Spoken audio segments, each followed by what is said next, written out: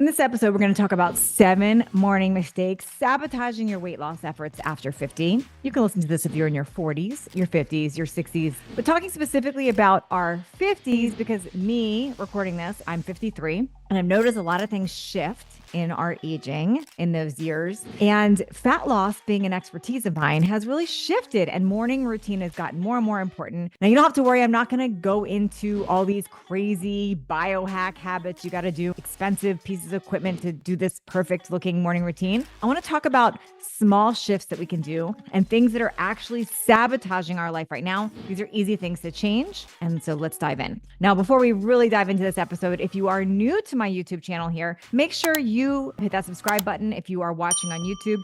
But let's dive in.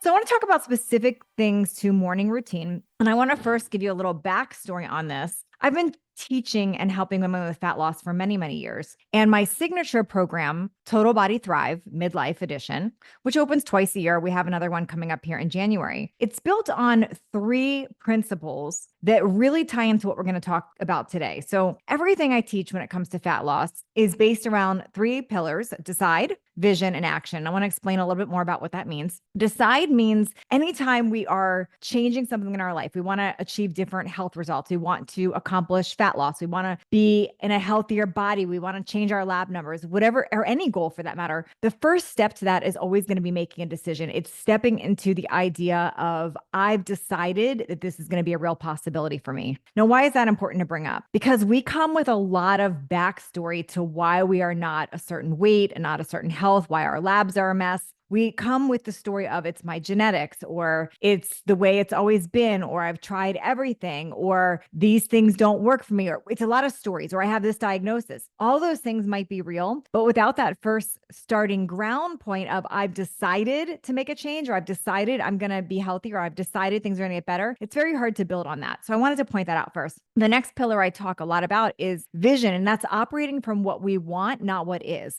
It's operating from possibility, not problem. It's operating from potential, not current circumstances. And this is important because when I get into especially morning routine today, you might have this whole story of, yeah, but this is the way that it is, or I just can't wake up, or I'm not sleeping well, or it's not the right environment, or I don't want to start my day, or whatever it is. And when you're operating from that place, you're operating very much from circumstance, not possibility and vision. So I wanted to point that out also to set the groundwork for this, because I want you to listen to this and take on the stuff that we're going to chat about from a place of possibility and vision, what's possible for you. And that's the same thing I would coach women through in my Total Body Thrive, is to let's get clear on what it is that we want and the possibility behind that. And let's take actions from that. The third pillar I teach in Thrive is about action. And that's those actual things that we do. Some of the things we're going to talk about today. And it's also just action in your life. Like, how are you moving your body? What are you eating? Who are you talking to? What things are you doing? All the doing things. Those are all the actions. Those work much better when we layer them on top of decision and vision. Okay. So why do I bring that up first? I bring that up first because I'm going to go over some things, and I want you to operate from a place of decision and vision as we dive into these. Now, operating from decision and vision is not woo-woo. It's not a woo-woo thing, because we have to take actions with it. Woo-woo to me would be, we're just thinking about it and I'm going to live in possibility and I'm not going to take any actions. And that's not how this works. So when you can get clear on your decision and clear on what you want for your life, we can start taking actions that will help align with that. Okay, so let's backtrack a little bit to actual morning routine and what we're doing wrong right now that's sabotaging ourselves and ultimately sabotaging our weight loss. So when we do these wrong things, the problem is we are not only creating staggering and shifting cortisol levels, but we are really disrupting a lot more to that. So for example, if we start our day scrolling our phone or reacting to emails or fighting with our spouse or taking a phone call before we've really grounded ourselves, we risk spiking our cortisol. And when we spike our cortisol level, which is your stress hormone, we not only increase belly fat, but we also increase appetite. We increase cravings for high calorie foods. We're going to impair our cognitive function. We're going to impair our decision-making abilities. We're going to weaken our immune system. A whole host of things happening with spiked cortisol. We're also raising our blood pressure and raising our blood sugar, believe it or not. You raise your blood sugar with spiked stress and cortisol levels. So this is a big reason we do not want to start our day in that state of stress. Another problem with starting our day in some of these habits I'm going to share the wrong way is we're going to slow our metabolism. So when we start our day sedentary, also coupled with inadequate hydration and poor nutritional choices, and I'm going to get into a lot of this, we also significantly slow down our metabolism, which leads to reduced calorie burning throughout the day, which means increased calories being stored as fat, increased fat storage, especially around that midsection, which is the place it loves to go in midlife, that midlife thickening. And then we're decreasing our energy levels and our physical performance. So another problem with starting our morning routine not in a very streamlined, productive manner. Another thing is when we don't start our morning routine on point, in power, from a place of decision and vision, we are affecting and reducing our overall well-being. So not only are we going to have lower self-esteem and body images, we're going to decrease our motivation, our productivity. We're going to strain relationships due to these mood fluctuations, and we're going to reduce our energy. So lots of reasons to really look at this. Okay, so let's dive in. I want to talk about those common mistakes because listen, I do these too. I'm certainly not preaching this from a perfect box at all. These are things that I am guilty of falling into doing. And I have to interrupt myself continually with why do I not want to do these things and what's the better choice? So I know you're doing these too. I know you are, because these are things that I naturally do. These are things that my friends do. This is what we default to in midlife. We default to this. So I'm going to call attention to them first, and then we're going to talk about what we can do instead of them. Okay. So there's 7 things that I'm outlining here that I wrote down as like the most important things that we've got to disrupt. Okay. Number one, hitting that snooze button. Stop hitting the snooze button. Why are we hitting that snooze button? We're hitting it because we think we're getting this. My husband loves to hit the snooze button, and he says he likes to do it because he feels like he gets like 7 night sleeps. Like if the alarm goes off and he shuts it off and he gets to do it again and do it again and do it again, that gets us to a lazy start. It does not start our day productive and envisioned and fired up. And it is not helping anything. Just to share my point with you on this and have you have an example of where this is not the case. Think back to days when you've been really excited. You've got a friend coming to visit, or it's a big wedding you're going to, or it's your birthday. There's something exciting happening in the day. You do not hit the snooze button. You jump out with power, excitement. You are ready to start the day. It sets your whole tone for the day better. But when we hit that snooze button over and over and over again, we are setting ourselves up for laziness, for not being productive, for not starting our day powerfully. So one of the first simple things you could do is not hit your snooze button. Now, how do you not hit a snooze button? Well, the ideal way would be to get your circadian rhythm and your blue light and all the other stuff correct so that you wake up naturally. That's the ideal. And I realize that is not easy for a lot of us. So if that's you and you do not wake up naturally, my advice is to put your alarm, put your phone in another room. Make it so you have to literally get out of bed, get out of your comfy blankies, go over and shut it off. That will get you up. So what I do is I keep my phone in a totally different room. So I do tend to wake up more naturally most days now. But if I am oversleeping and I'm not waking up naturally, I hear the alarm go off. I am up. I am out. I shut it off. It's going to be a lot less likely to get back in bed. So that's number 1. Okay. Number 2, what we need to stop doing, what we've been doing is I'm guilty of this too. I'm definitely guilty of this. I'm working on it, is scrolling. And I don't just mean social media. I mean all the things, emails, WhatsApp, text, all the things. So what goes wrong when we scroll? So many things go wrong, but let me just start with some basic things. How we want to start our day is powerfully in decision and vision, clear on our intentions, in gratitude, feeling really starting the day right. When we jump to scrolling, we change our mood really quick. Not only are we spiking our cortisol and getting into fight or flight, we might be triggered. We might have jealousy. We might be annoyed. We might feel bad about ourselves. We are leaving our day up to chance when we start scrolling first. No matter where you go. If you go to social media, we go down comparison mode. We start feeling not good enough. Why didn't I do this? Why didn't I do that? It feels good while you're doing it, but it's not helping. It's not feeling productive. You go to emails, all of a sudden now you are on somebody else's schedule. You feel like you're late for something. You start reacting. You go to same thing with WhatsApp or text or whatever. We waste time and we are not in control of what's coming in. I realize it's fun. It's a dopamine hit.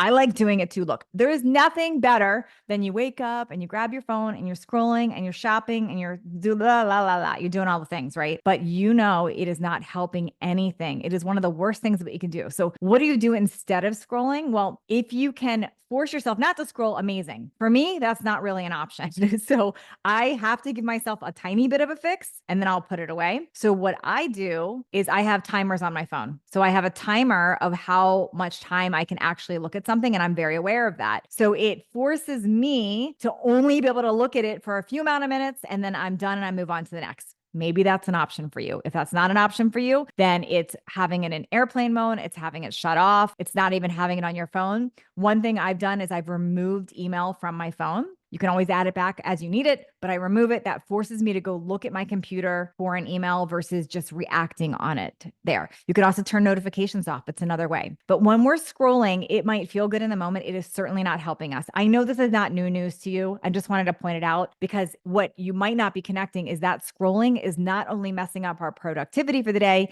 it's affecting our cortisol, it's affecting our whole mood, it's all the things. So it's one of the worst habits and it's one of those things we've got to stop doing. Okay, the next thing we're doing wrong, and I'm going to show you how to fix it, is we're not starting our day with gratitude. This can set your whole tone. This can set your whole tone. One of the things I do first thing in the morning, most mornings, not every morning, again, I'm not perfect. It's all about progress, not perfection, is keeping a list of gratitude, what I'm grateful for. And you can do this on a journal that you write. You could do this just thinking about it. You could do it writing on your phone. You can do it writing somewhere on a tablet, whatever. It's getting in that mindset of gratitude. And gratitude can be anything. It could be big things in your life. It could be little things. It could be, I woke up today. I'm breathing. I've got my husband sleeping next to me. It's sunny outside. It's going to be a nice day. I'm grateful for a job. I'm grateful for my business. I'm grateful for my daughter. I'm grateful for my dog. I'm grateful for the food in my refrigerator. I'm grateful for another day. Anything. But when you start really getting in this practice of gratitude, it shifts your whole mood. I once read, I don't even know where I read this from, but I read that when you're really doing gratitude right, you keep doing it until you evoke an emotion or a tear. And that works. How I know I'm done my gratitude for the morning is when I actually feel it in my heart, when I've actually dropped into, wow, I feel very blessed. I feel very grateful. So you want to get to that feeling before you move on. When you start that day, your whole mood will change. So even if you're going to scroll and you're like, I am going to scroll, Natalie, I can't drop away from that. At least start that process with the gratitude first. So you at least start in that mode. Okay. The next thing we're doing wrong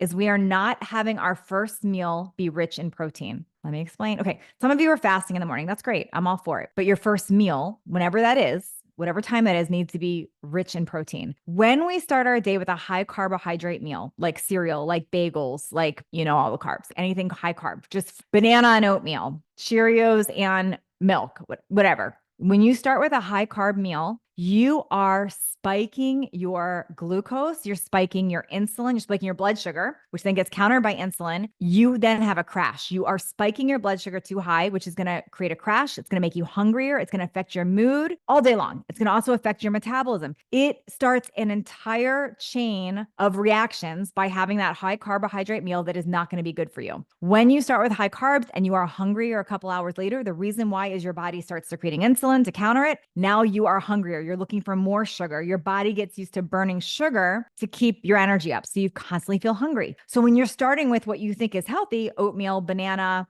your coffee with sugar, whatever it is, all you're doing is giving your body a sugar bomb, spiking your blood sugar, creating a bigger problem throughout the day. You're setting things off the wrong way. I'm a huge fan of getting in close to your ideal body weight in grams of protein a day. So for example, if you are 180 pounds and your goal is to be 160 pounds, 160 grams of protein would be your goal. Your goal number weight should be your goal amount of protein. Your ideal body weight should be the amount of protein you're getting in for a day. When you lead with protein, there's so many good things that happen. One, you're going to hit your protein goals a lot more likely. We need protein for muscle mass preservation and to also help grow muscle because you're going to be working out too. So we need that protein to help with that. The more muscle we have, the more calories we burn at rest, the better our metabolism works, the more structure we're going to better equip for our body. It's like that big girdle on our body. We're not going to have the sagging and all of the problems that go along with lowered muscle mass. But the other thing is when we lead with a high protein diet is we are not spiking our blood sugar. We're going to balance that. You're not going to have that crazy insulin secretion. You're not going to be more hungry. You'll stay full longer. You are going to be more focused, more energetic. It sets you up to win all day long. So you address cravings, you address your mood, you address your focus, all these things by adding protein in. So what you want to stop doing is not starting your day with a high protein meal. We want to start adding a high protein meal. So drop the high carb breakfasts. If you're fasting in the morning, break that fast with a high protein meal. Really important. Okay, number 5, what else are we doing wrong? Well, we're not hydrating. We don't have adequate hydration in the morning. When you wake up from your slumber, you are likely dehydrated. And the first thing you do when you wake up, I know you do it, you go run and pee. You probably, like me, go pee in the middle of the night too. right? So we wake up in the morning, we are dehydrated. What you want to make sure you're doing is keeping water by your bedside. Keep water by your bedside. First thing you should be doing in the morning is drinking your water. And if you want to go a step bigger, I would add minerals to your morning to make sure you're adequately hydrated. Sometimes we're drinking water, but we're not actually retaining it, holding on to it in a good way. We need that. And when we are chronically dehydrated from not having enough water, we think we're tired, we're hungry, we're foggy headed, when in actuality, we are just dehydrated. Also, we get bloated when we don't drink enough water. Sounds counterintuitive, but it's true. When you would not drink enough water, you are holding on to excess water weight. When you're drinking adequate water, your body will release that excess water weight. So adding water and minerals first thing in the morning is key. On my nightstand, I keep my water bottle and I keep my minerals. And it's the first thing I do. As soon as I crack open my eyes, I'm going to hydrate. I'm going to take my minerals first thing in the morning. So I make sure I'm properly hydrated. Next thing we're not doing right in the morning is we're not moving our body first thing. We've got to move pretty early on in the morning. Got to move. My favorite thing to do first thing in the morning is go for a walk. And this is not about getting a hardcore workout in. It's not about doing anything crazy. I just want you moving your body and getting in the right mode. Now, what I do with my walk is I love to listen to either a podcast or an Audible or just something empowering and uplifting to get me in the right place. So if you can get in the habit of moving your body and listening to something that's going to be empowering and get you in the right tone for the day, that's the best way to start your morning. Getting blood flow going, you're going to prevent injuries by warming up. You're starting your day right. You're getting some exercise in. Bonus points if you do it outside. You're getting some vitamin D, getting some nature, some sunshine, all great things to do first thing in the morning. Even if it's quick, even if it's short, even if you've got 5 minutes, 10 minutes. My walk is typically about 30 minutes first thing in the morning, but moving your body first thing is key. When you are sedentary first thing in the morning, you are not helping anything. Next thing we're doing wrong is we're relying on excessive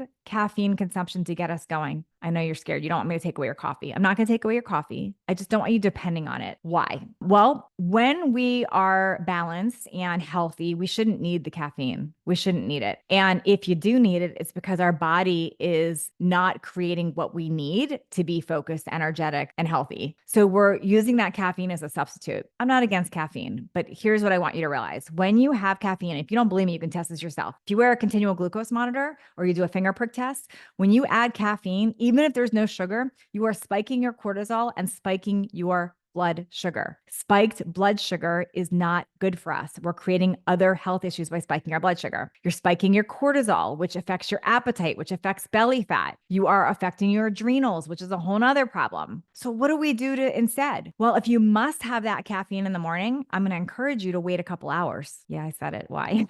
I'm saying it because when you give yourself a few hours, you're allowing your body to do its normal cortisol production, normal cortisol production. Like at night, we have melatonin. In morning, we have cortisol. We're letting our body do that naturally. And then you can use that caffeine as a boost later. But when we're doing it first thing, we are suppressing our body's own ability to do that. So relying on it is not ideal. That's where we get that crash and we start feeling like we need more and more and more. Okay, so that's a lot of things. I gave you a lot of don'ts with some to-dos. So what do we actually do? Let's sort of recap this.